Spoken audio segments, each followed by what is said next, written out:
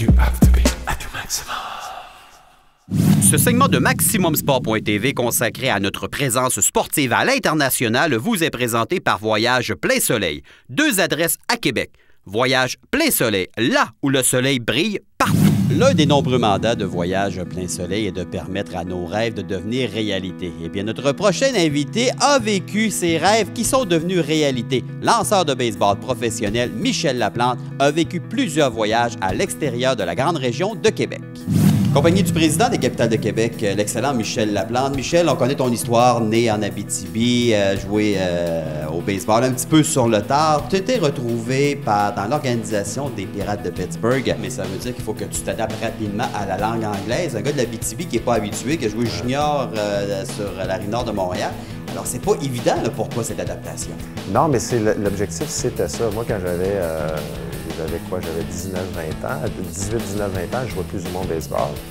Et à un moment donné, tu arrives un petit peu à la croisée des chemins où les gens te disent « Ah, c'est dommage, tu aurais peut-être pu faire un sport ou quelque chose comme ça. » Et quand j'ai eu l'opportunité d'aller justement jouer junior, même si je ne connaissais pas le baseball, j'ai dit « Je manque plus ce genre d'opportunité-là. » Il y a un avantage aussi, c'est que celui qui joue au baseball depuis l'âge de 5-6 ans vit une certaine pression et on dirait qu'il a mis un peu ses œufs dans le même panier puis il se dit hey, « moi, il faut que je réussisse avec tous les efforts qui ont été mis de la part des parents, de la part des amis, tout ça. » Moi, j'avais pas ça. Moi, j'allais vraiment dans un voyage.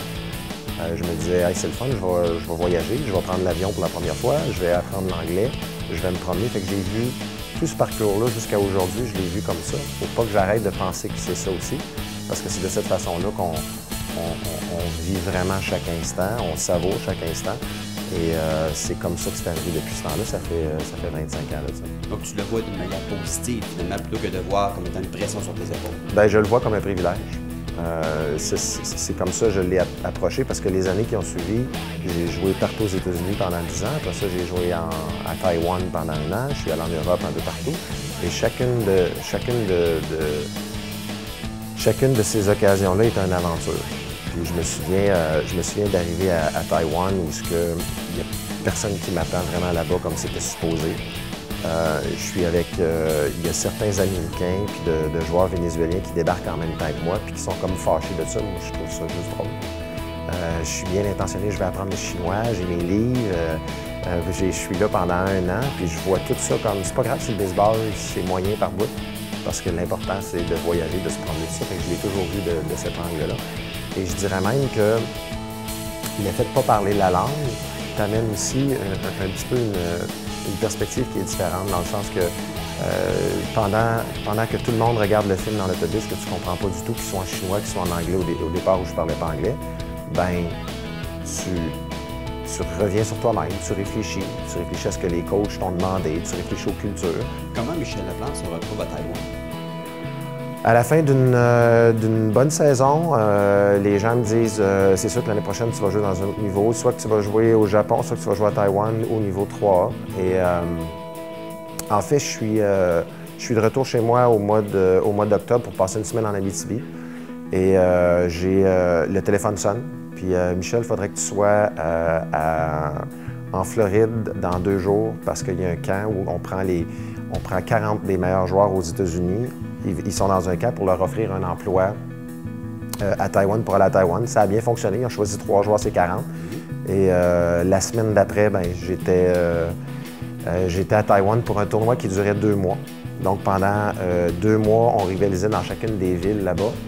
Et après ça, il y avait un repêchage qui se faisait pour retourner vivre là-bas 1 an. Ça a tout fonctionné.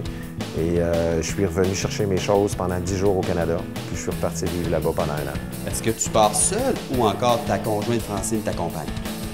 Le premier 2 mois, Francine n'est pas avec moi. Je suis dans les chambres d'hôtel. On fait une tournée de Taïwan. Donc, je suis, exemple, 2 jours dans une ville à Chiayi. Après ça, je suis à Taipei, à Kaohsiung. Je me promène un peu partout comme ça.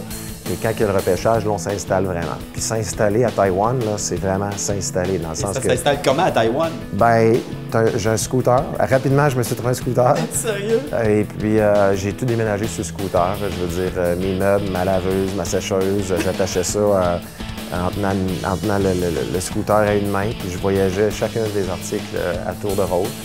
Et juste ça, c'est une aventure. De ne pas s'être planté dans tout ça, c'est presque un miracle parce que c'est pas évident. Mais je veux dire, c'est d'essayer de demander en chinois, est-ce que je vais avoir le corps, est-ce que je vais avoir l'eau chaude, est-ce que je vais avoir telle chose, puis ne jamais arriver à se faire comprendre. Puis quand finalement on réussit à se faire comprendre avec les gestes puis tout ça, bien, t'es tellement content, c'est une réussite, sauf que c'est une semaine plus tard tout le temps.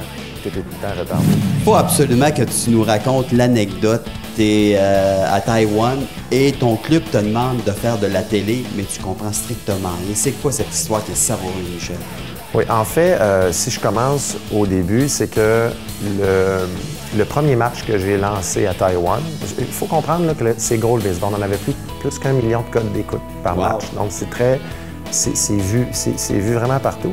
Et le premier match que je lance le matin, on nous ramène aux uniformes. Il est environ 8-9 heures le matin, on ramène l'uniforme, puis je regarde mon uniforme, puis je vois mon nom en chinois. Et je trippe dans le sens que c'est incroyable avec toutes les petites maisons en arrière de mon chandail. Et mon surnom à moi, c'était Le Fan Tien.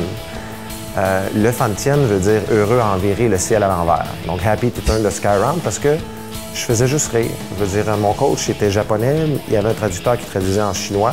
Ensuite de ça, du chinois à l'anglais. Puis par le temps que ça arrive en français dans ma tête, j'étais tout croche, j'étais perdu, fait que je partais à rire. Souvent, c'est ce qui arrivait. Et je me souviens, j'ai pris mon chandail, je l'ai mis dans le haut de ma chambre d'hôtel. Puis pendant 3-4 heures de temps, j'ai dit, c'est pas vrai que je vais signer, quand je signe un autographe à quelqu'un, que je vais le signer Michel Laplante en français. Je veux apprendre comment l'écrire en chinois. Donc, c'est ce que j'ai fait. Pendant 3-4 heures, j'ai appris les petites maisons, tout ça, puis je l'ai écrit. Et le soir après le match, les gens attendaient à la sortie du stade, puis j'ai tout signé en chinois. Et ça a fait comme une tollée incroyable, dans le sens que ça... ils en ont parlé partout de ça que j'avais signé, puis ils montraient justement les balles que j'avais signées à TV. Puis la façon que ça fonctionnait, il me disait avec le traducteur, demain, il faut que tu ailles à Taipei faire une émission de télévision. Puis moi, je pensais que c'était une entrevue simple, tout ça. Fait que... Et on me donnait 3 cartons. Fait que le premier carton, je le donnais au chauffeur de taxi. Ça voulait dire amène-la à l'aéroport. Donc, je m'en vais à l'aéroport. Le deuxième carton, je le donnais à l'aéroport. Ça me donnait un billet pour Taipei. Fait que je prenais l'avion. Puis le troisième carton, quand j'atterrissais à Taipei, ça m'amenait dans un studio de télévision. J'arrive dans le studio de télévision, on est au maquillage, tout ça, puis j'essaie de comprendre dans quelle émission je vais être, puis je pose des questions aux personnes qui parlent la langue. Et là, il y a quelqu'un, finalement, qui vient m'aider, qui parle un petit peu anglais, puis qui dit vous connaissez Jeopardy, Jeopardy en anglais, c'est un peu la même émission, c'est un jeu questionnaire que vous allez avoir. Puis c'est un des plus gros jeux qu'il y a à Taïwan, tout ça. Fait que j'ai dit c'est correct. Et quand je me présente derrière le rideau, on fait la présentation, il y a un orchestre, il y a tout ça. Je me dis, il va sûrement avoir un traducteur pour moi, donc je me présente derrière le micro, puis tout ça. On me présente en chinois et toutes les questions sont en chinois.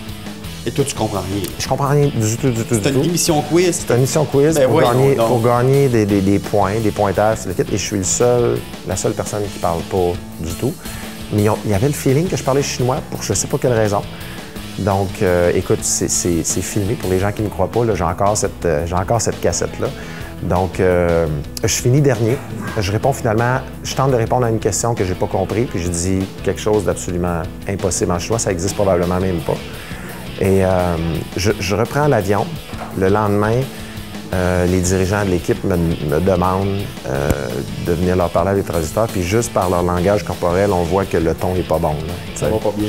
Et le traducteur se retourne vers moi et il dit « L'organisation est très, très déçue de ta performance hier à TV. Il y avait plus de 3 millions de personnes, puis l'organisation a mal paru parce que tu n'as pas été capable de bien répondre aux questions. » Puis là, je les ai dit en français, j'ai dit « Savez-vous, c'est qui les autres bobinettes? » Puis là, il n'y a personne qui répond. Fait que le traducteur, il dit « C'est quoi que tu viens de me demander? » Ben, j'ai dit « Bobinette, c'est une marionnette que vous ne connaissez pas. Fait que hier, vous m'avez posé des questions sur votre culture chinoise, en chinois. Comment vous voulez que je comprenne? » Fait que là, ils ont dit, c'est pas grave, on est vraiment, vraiment déçus, tu aurais pu répondre mieux que ça. Ça n'a pas de sens. Ça n'a aucun sens, dans le sens que... Et je me souviens, cette journée-là, j'ai un match à jouer et il y avait 3-4 joueurs importés, des Américains, puis 2 joueurs du Venezuela qui étaient là, puis ils me disaient, écoute, Michel, hier, après notre match, on zappe à la TV, on est dans notre chambre d'hôtel, tout à coup, on tombe sur ton émission, puis on se dit, mais qu'est-ce qu'il fait là? Puis il dit, ils ont ri, ils riaient encore. Ils me parlaient, les gars, ils n'en revenaient pas de dire, mais comment tu fais pour te retrouver dans ces situations-là? Puis encore une fois, je les vivais, moi, puis j'étais frustré pendant quelques minutes après, parce que je disais, ça n'a pas de bon sens, mais en bout de ligne, c'est drôle, c'est amusant, c'est le fun. Fait que je me portais à tout ça, puis je trouvais ça je trouvais ça le fun de participer à toutes ces choses-là, puis j'ai pas de regrets, dans le fond. Michel, je te remercie beaucoup. Merci. Ce segment de MaximumSport.tv consacré à notre présence sportive à l'international vous a été présenté par Voyage Plein Soleil.